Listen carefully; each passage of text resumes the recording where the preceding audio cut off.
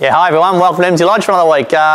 We're inside today because it's they reckon Armageddon's going to hit today, the amount of rain we're going to get here at the farm, but that'll probably determine a lot of our races this week too. Runners last week, we took Calvada to Flemington the other day, and in the race book it's probably going to read that she got beaten 5 or 6 lengths and only beat one home, and it was an average run, but really interesting to see all the sectionals of that race, where the 2800 metre race just before her, she actually ran home about a second quicker than what they'd all did there. So I think her form from the race will hold up and her sectionals are good, so she'll go up to her pet distance now. We tried to have her, it's probably going to be her last preparation, I would think, and she's probably getting off the stud, but she's going to race right through the middle of winter now and over 2400 metres. So middle of May, 2400 metres, she's all ready to go. So you can probably start backing Caravada from now on in, I think, and no doubt you'll get well and truly over the odds. Righto, now runners this week, we're going to be really determined on the weather. They're talking about us getting 2 inches of rain here on Friday. So Friday is Geelong races. Now I've got a few horses in there. In the mile 58, there is Prince Ziggy, who's just going enormous, but he's got plenty of weight, and weight and heavy tracks don't really miss. So I'll just have to make a decision. I've got him in there. I've also got him in at Ballarat on Sunday in a mile 64. So he'll either go to Geelong on Friday or Ballarat on Sunday. Beyond Pretty's a little bit the same case. Now I've got her in actually 3 spots, try and cover our bum there a little bit with her. She's in at Geelong over a mile, she's also in at Donald over a mile, and she's also in at Hamilton over a mile now.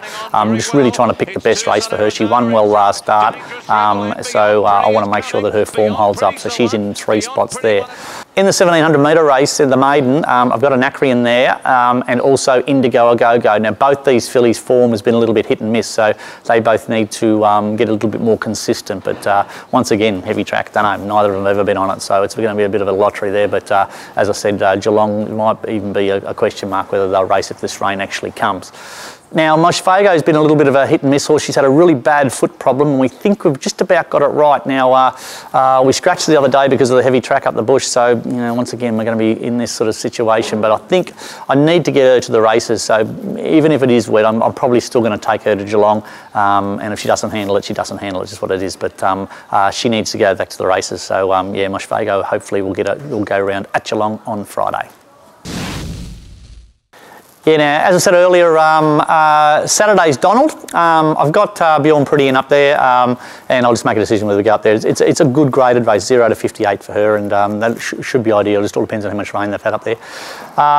Then Ballarat is, once again, they're going to get a heap of it if all this rain comes, but Ziggy does go well in the wet, so he drops a fair bit in weight there, so it's probably not a bad option at all either. Hamilton Monday, now, I've got Brianna in there. She's ready to kick off her prep. It does handle a wet track. I just have to make a decision whether to run her in the 1400 or the 1600. But 1400 heavy track probably is like running on a 1600 race on top of the ground, so she'll probably go there. And I've got a little filly called Olonro's Way. She's actually Brianna's half-sister, so she's ready to race also. So I'm just taking a punt that her sister is such a good wet tracker that she might be able to handle it as well, and both those fillies will go there.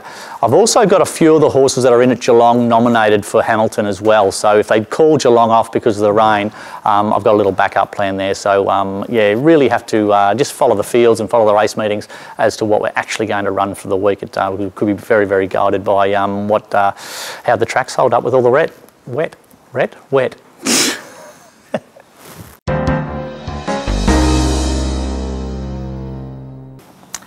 Just got asked this week by a couple of people just having some lunch with, and they said, "What's the difference between blinkers, visors, and winkers?" I just thought I'd show you what the actual difference. This is a set of winkers. Now, horses, as you can see, have their eyes sort of on the side of their head, so they can see in front of themselves. They can also see pretty much behind them. So what you do with a set of winkers is, as you can see, it stops the horse from seeing behind them. So they can still see right out the side and see right in front of them. So that's a set of winkers. So if you see in the gear that a horse has got a set of winkers, it's probably just for horses to stop other horses seeing other horses coming from behind them. That's the set of winkers. A set of blinkers closes the horse right up. So with what a set of blinkers will do is they close the horse from the side, and so they only really can see in front of them. So it really makes the horse concentrate. So you can obviously see there, the only place he can see is straight in front of him. So that stops the horse really looking around. And this is one bit of gear. I think blinkers are one bit of gear that significantly change a horse. They can go from not trying to making them quite aggressive. They then have what they call a visor. Now a visor is exactly like a set of blinkers, except what it has is just at the side here, it has a little piece cut out. So it's a little bit less aggressive as the set of blinkers. It still closes the horses up, but they can actually just see a little bit behind them. You can see it's just a little piece cut out the back of them. And so it's similar to blinkers, but the horses can still see behind them. It's just a tiny little slot, and that's what they call a visor.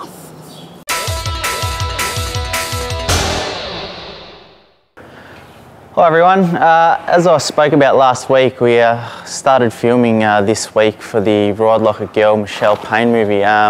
Went down to Flemington on Monday and shot a couple of scenes for the actual race. I don't think I've mentioned yet, but I'm playing Michael Walker, who rode Criterion. So it was a long day of filming, but it was really good to get started, and looking forward to doing some more shooting in the coming weeks. Now for my rides for the week, we've just got the 3 so far. We got Geelong on Friday, a horse called St Hilary who ran 3rd on last start, so looking forward to getting back on her.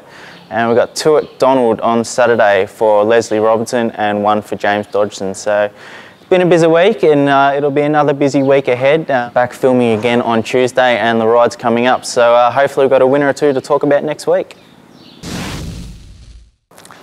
Yeah, that's it for another week at Emsley Lodge. Thanks for watching. A bit of an ironic weekend this weekend, isn't it? On Friday, the Geelong Racing Club, probably for the first time that I can remember, they've transferred a synthetic meeting to the grass, and now they look like they're going to get a heap of rain and they'll be looking to put it on the synthetic. So it's a little bit quite ironic. But anyway, hopefully the races go ahead this weekend and we can get a winner or 2. Until next week, see you later. It'll be a question mark whether they'll race if this rain actually comes. What else have I got, Geelong? He's not getting in the way, is he?